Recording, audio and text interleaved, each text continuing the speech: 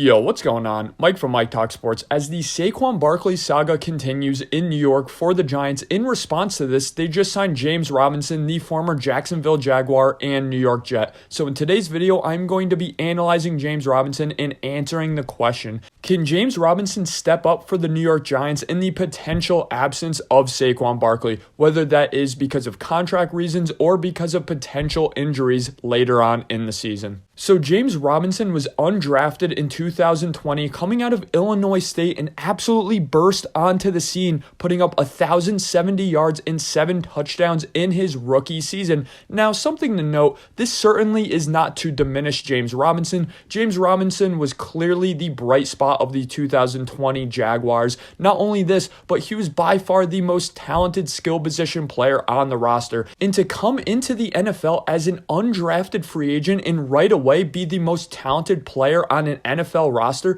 is absolutely nothing to scoff at. It's very impressive. Nonetheless, this Jaguars team did end up losing 15 games in a row as they won their week 1 game and then ended up going 1-15. So one of the main reasons James Robinson got such a significant opportunity as an undrafted free agent was simply because he was on a tanking team. Again, this is not to take away from how good he was as a rookie, and I really do like what he did as a rookie. This is just to add some further context. But when you talk about a guy who's on a 1-15 team and gets all these carries, you'd think their efficiency stats and metrics are absolutely terrible. No, they really weren't for James Robinson, as he put up 4.5 yards per carry in his rookie year, which is pretty solid. He also added 49 catches for 344 yards in the rookie year. Of course, this is not a lot of yards per catch, but he added that nice safety valve aspect to his game as he has very sure hands as a receiver. So going into 2021, of course, the Jaguars hired Urban Meyer, and one of his first moves as the GM/coach of the Jaguars was, of course, drafting Travis Etienne in the first round. Now, Travis Etienne ended up not playing the entire 2021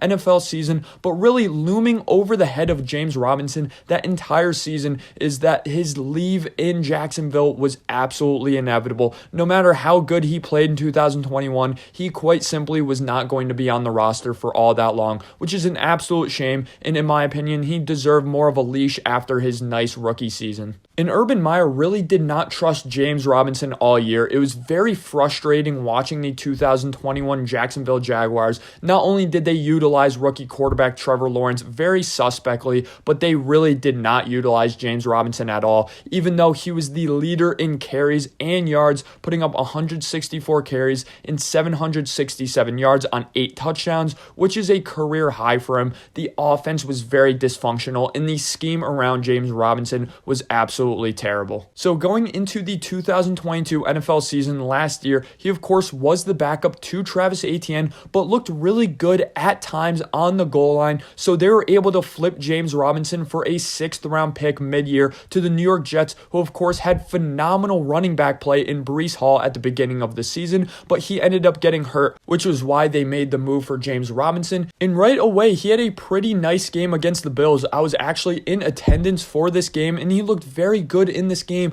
but very quickly, James Robinson fell out of favor with this coaching staff for potential reasons I will get into later on in this video, and he was actually beaten out by another undrafted free agent, Zonovan Knight. So in total last season on 2 different teams, he put up 425 yards on 3.9 yards per carry, his lowest yards per carry of his career thus far. So let me preface this part of the video by saying I do think if Saquon Barkley ends up getting out with an injury, the back who is going to end up emerging as the best one outside of Saquon Barkley on this entire roster is going to be Eric Gray, their rookie. If you want my further thoughts and analysis on Eric Gray and his skill set and why I think he's very underrated coming into the NFL, make sure to check out my video on Eric Gray I've already made. But let's dive into James Robinson and his skill set a little bit here, guys. Really, the main criticism of James Robinson, will get the elephant out of the room. It's the speed and lack thereof. He's no doubt one of the slowest running backs in the National Football League. He ran a 4.64 40-yard time, which really is not terrible, but the reason he ran a 4.64 40-yard dash time is because he actually has some really nice bursts in acceleration. He actually gets to his top speed pretty quickly, so in my opinion, that 40-yard time would be even worse if he's not great at that burst and acceleration. So again, that speed is very to be desired. He did break some long runs in his rookie year, as you can see from the highlights playing over this video, but really James Robinson is your classic, safe, high floor, low ceiling type of skill position player, definitely at the running back position as well. Something I love out of James Robinson, he will absolutely take what the offensive line and defense gives him. He's someone who never will leave yards on the table, but is he going to consistently be churning out yards out of thin air like the top 20 to top 30 running backs in the National Football League? No, I don't think so. James Robinson is not a guy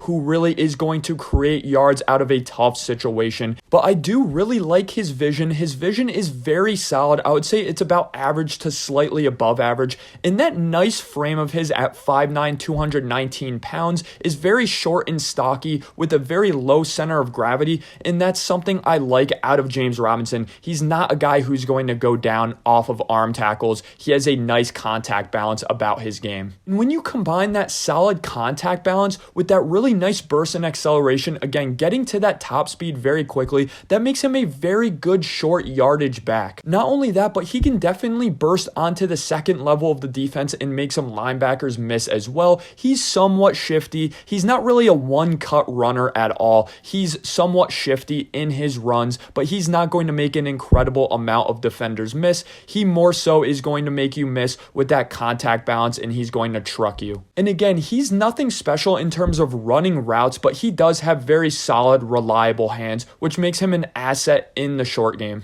And to end the video, I just want to say, I really do think the intangibles and the hard work is absolutely there for James Robinson. So to answer the question of the video, I do think James Robinson can step up as a high floor, low ceiling type of guy. A nice change of pace to Saquon Barkley. Saquon Barkley's a guy, let's be honest, really does not have the best vision in the world. So when the coaching staff is a bit frustrated with Saquon Barkley, they want that short yardage back on that 3rd and 2. I think James Robinson is the perfect answer to that solution. Thanks for listening, guys. Let me know in the comment section below, what are your thoughts on James Robinson? And do you agree with my take that Eric Gray is slightly better than James Robinson?